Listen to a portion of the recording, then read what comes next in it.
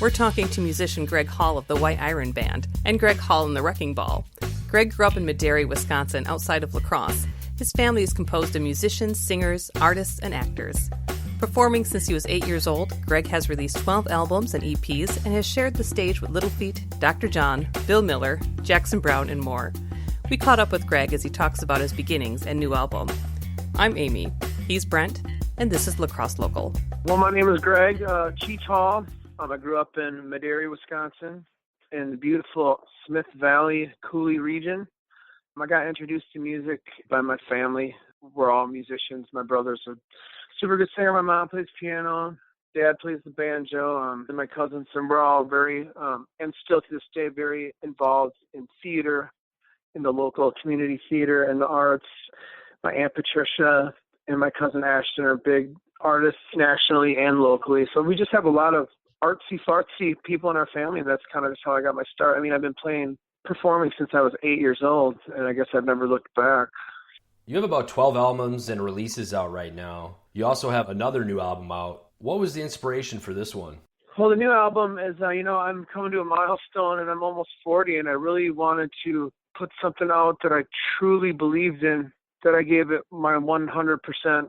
And really took my time and got the right players. And although it took a little bit longer than I would have normally taken, but I'm really proud of the fact that we are not going to look back on this record and say, oh, we should have did this, we should have did. No, I mean, we took our time, and I got a lot more people involved in the producing end than I normally would.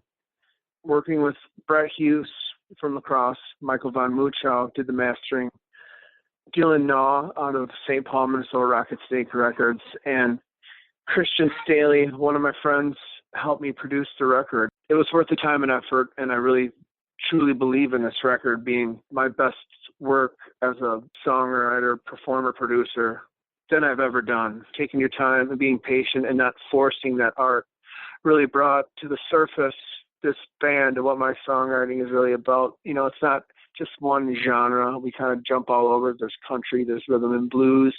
There's a really nice, pretty instrumental sounding one, a little bit of bluegrass country, a really dark song about addiction in Never Ending Dead End Road, and then almost like a pop country ballad, this song called Glow, that we're actually doing a music video for. This is the one where we really put our eyes on the prize, and I really think people are going to be impressed when they hear it. That's what I'm hoping for anyway.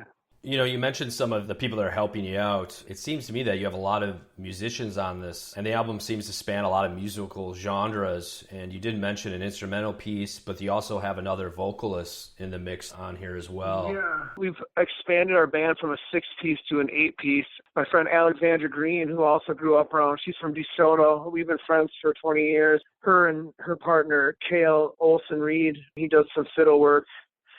She's just got that really soulful country voice. I mean, she feels it in a way that I felt was perfect for what I wanted to accomplish on this record. To me, her vocals brought a whole new element to the band that hadn't been there in a strong country female vocalist. I mean, to me, there's nothing better that I love more than a female country singer. I mean, I grew up listening to the Judds and to Loretta Lynn and Crystal Gale, and she really it was almost like she just came in and did exactly what I wanted her to do without me even having to explain it. She just got it. Same with her partner Cale on the fiddle. He plays fiddle on Glow, and the solo was just perfect. Those two will be featured in our video too. So we have an 8-piece band now. And then I had Gary Bregan, the Concertina Kid of Wisconsin. So I brought him in on Good Looking Woman on the second track, and he just killed it. Josh Raby, a good friend of mine who works over at Dave's, he's a very accomplished. His fiddle and mandolin work made the instrumental song called Rebirth and really brought to life some of these tunes. And then my friend Johnny Peterson, unfortunately, I'm sad to say he passed away about a month ago, but he's from Winona, and he played keyboards for some of the biggest names in country music, mainly Kenny Chesney, Crystal Gale, Patty Loveless. I mean, the list goes on and on and on. So that was a big thing for me, giving my friend Johnny one last gig before he passed. And then the Cuban Percussion Ensemble of La Crosse, they also play on Rebirth, just doing some backup congas and hand drums and stuff. And Dominic Orico, a very accomplished local musician from Sparta did some harmonica on this bluesy number. Bob Ogren played some saxophone as well. Bob fixes horns up on the third floor at Lightholds, and me and him go way back. And Gary Arndt wrote the horn part, and I want to say he is the band director up at Winona School. So a lot of, like you said, there's a lot of people, and more now that I think about it, way more than I thought, that came in and made this record what it is. You touched on a lot of the different players on the CD, a lot of the different songs. Is there a favorite track on the album? Yeah, I think the song Glow is the hit to me. We did the music video that we got coming out for. It's going to be unbelievable. Dylan Overhaus and his friend Mike. I'm sorry, Mike, I don't remember your last name, but he's a videographer over at LHI. They both did a tremendous job, and I'm really excited to see it. It's like a pop country ballad. My goal is to sell it to Tim McGraw on Face Hill and make $1 million. Never Ending Dead End Road. It's a song about dealing with the struggles of addiction, and I think everybody to this day and age, has either dealt with it themselves or has had a family member or a dear friend fall. And, you just keep hearing about all these kids.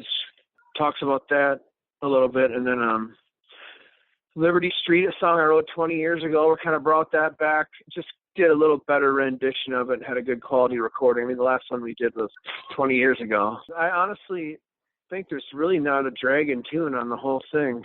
You've played thousands of shows. You've toured the country. You've opened and played with some major national artists. Is there any interesting stories there? Can you share one, either meeting an idol or just some wild night? In the early 2000s, I was playing in the Smoking Bandits, and Pat, our guitar player, he was kind of booking the band too, and he had sent our CD walking through our first album to a guy who was booking in Ohio for Acoustic Hookah, and then they have a festival called Hookahville.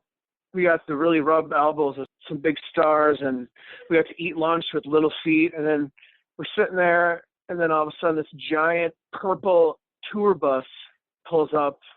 I mean, I had no idea who it was. And Dr. John got out. He sat down and hung out with us and ate lunch with us. In 1 hour, I ate and rubbed elbows with Dr. John and Little Feat, which for me was pretty cool. I've been a huge Little Feat fan since day one. And Dr. John, I mean, come on, he's a legend. That was pretty cool. And one other time, I played with Nicholas David in the Feelin' Band. We got to play a gig with Jackson Browne. So we got to watch a full Jackson Browne solo gig, which was unbelievable, at this private club out in LA and California. And then after the show, our band kind of played the after party out on this beautiful patio spread for, I want to say it was sponsored by Yamaha. So that was a pretty sweet gig. And we've gotten to, open up for Shooter Jennings, the White Iron Band, a bunch of times. We got to open up for the Waymores, Waylon Jennings Band. We got to open for Leonard Skinner with White Iron Band. So we just made a name for ourselves in the Midwest. As you talk about getting to work and becoming successful and just doing the thing that you do, what's next for Gregg Hall now? We're just waiting for the album to come up on Spotify and all that stuff. And I think once we get the video and start promoting this new album, I mean, it's just off to the races, I guess. In a perfect world, we get signed, we go on tour, we get on the radio. So where can people pick up your album or find out more about you? DeeceProductions.com, DEECE Productions.com, GreggHallMusic.com, and WhiteIronBand.com. All the merchandise is under DeeceProductions.com. You can order T-shirts, CDs, lighters, stickers. We have a bunch of merchandise and a bunch of tickets. Everything that you need for me and Deece and everything is at DeeceProductions.com. Lacrosse Local Podcast is a production of River Travel Media. Do you have an interview idea you would like to share with us?